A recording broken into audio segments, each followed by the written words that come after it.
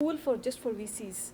How one could become VCs? Because when I go to pitch events, a lot of people from Deloitte, they are they are telling other people how to join the VC venture capital, like the Google venture or Deloitte venture.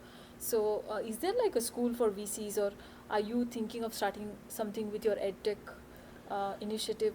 Like in India, even the street vendor is an entrepreneur. With that That's kind right. of reach, they're very entrepreneurial. It's a You very cannot. good point. Yeah. So are you doing something like that?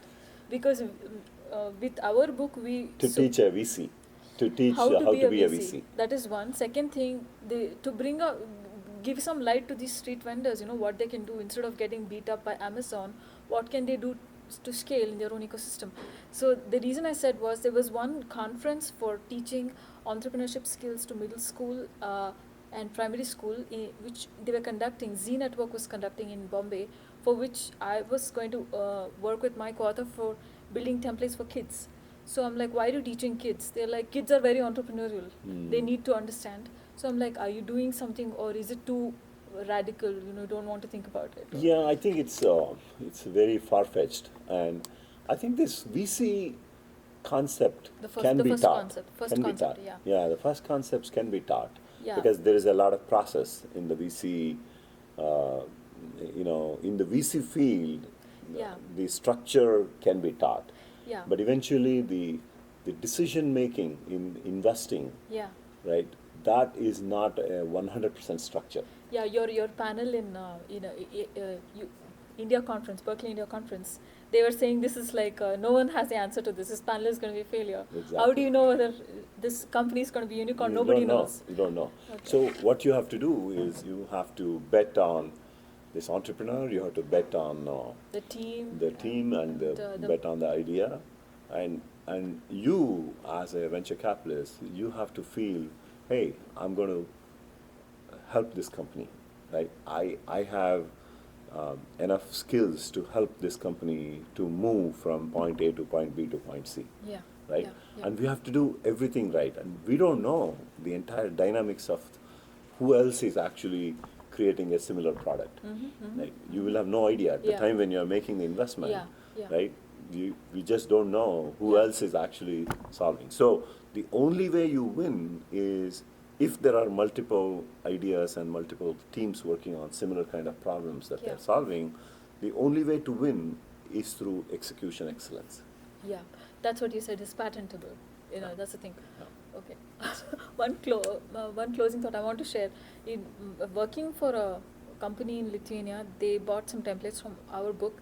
The reason they bought it was they want to create a society 5.0, an ideal society where resource allocation is not a problem. They're a small population, very homogeneous, and they want to be like Estonia, AI first and digitally mapped and everything. So they want templates from us to connect innovators. So we went through this arduous grill. We still failed.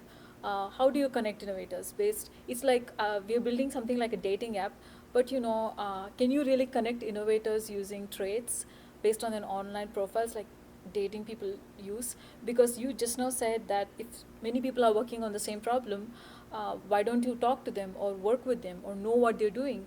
The only way to do it is have a platform where similar ideas or like founder dating can be done. So is it possible? Like, do you think it from will grow investors from India? No, I think the laughable idea. challenge, in this, I've seen, by the way, even in non-profit organizations as well. Yeah. So people who are trying to build, whether my own company or even a non-profit organization, I've actually tried to combine some of these You have. guys together, and it has worked a couple of times, but most of the times it won't work because I think people believe that they have something unique that others don't have. That's number one. And number two is they think that by them controlling right, the execution aspect of it, they have a better chance to succeed versus partnering with someone else and not knowing the execution skills of the other person. Yeah. Because, building a company, only 10% is an idea. 10% is idea. That's it. 90% is everything. It's Wow. execution. Okay. Yeah. 90% Good is to know. execution, right? Yeah. So if someone has a better skills on the execution, yeah. building the team. Like search, Google did it better than Yeah, anyone exactly. else. Yeah. Exactly. Yeah. And then building the team, managing the team, and how you delegate responsibilities, Exactly. Mm-hmm. right? Because if you're very micromanaging kind of thing, Yeah. it's very hard to translate that into a successful company. Although there are instances of certain leaders like Steve Jobs has disproved everybody else, right? And there are a couple other companies that have done, but most companies, right, that have really gone big and they have really become successful and well respected in the market. Like GE, Ford, Microsoft. Are the ones who have Yeah. delegated, who have figured out how to delegate, So and then build more number of leaders. Yeah, build more number. That's a tricky one. Okay, so we have leadership and personality matching. That's as far as we go, but we're still skeptical because that's a different country, different culture.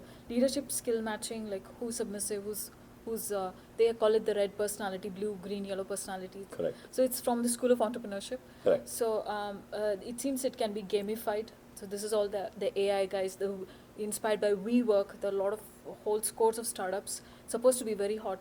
This co-working environment. Correct. This is a co-working environment. What Correct. if you match the personalities of the startups and the people who come here? And so that's where we're getting it. So okay. No, as I said, right, we have actually tried, especially in situations where a founder requires a co-founder. Yeah. Right.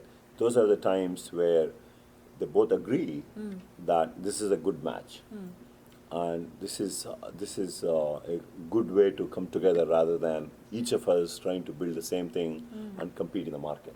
So they both have to come together. In fact, when I decided to start and when I found my partner, before we engaged in really like forming a company, we sat down for almost 6 months. I mean, both of us had different jobs, and we sat down for almost 6 months and whiteboarded many aspects of the values that we wanted to incorporate, right, into the company. Most people don't do that. No. It's a management technique.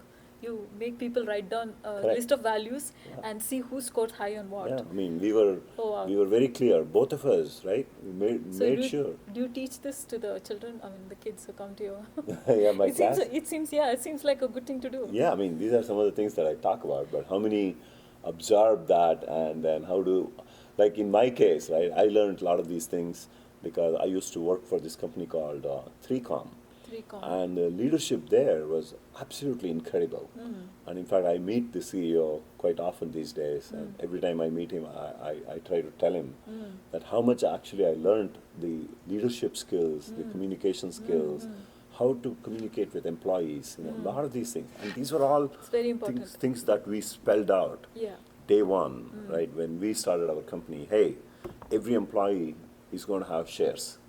Right, wow. Every employee is going to be a part owner of the company.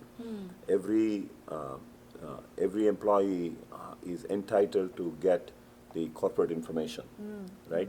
So all of these things, so that you keep the thing as transparent as possible. Yeah, this is not happening in Uber or Ola. They're gig workers. They don't get shares. I mean, when you become public, it's kind of hard to disclose. But when you're a private company, there's a lot of things that you can do. You have the rights to actually do it. But when you become public, you cannot. But still, even as a public company, there are ways to communicate to employees. Awesome. You don't have to communicate the actual numbers. You don't have to communicate the actual dollar amount that you won because of this customer. Yeah. But there are ways to actually communicate. Yeah. And ways to reward people engaged in that content.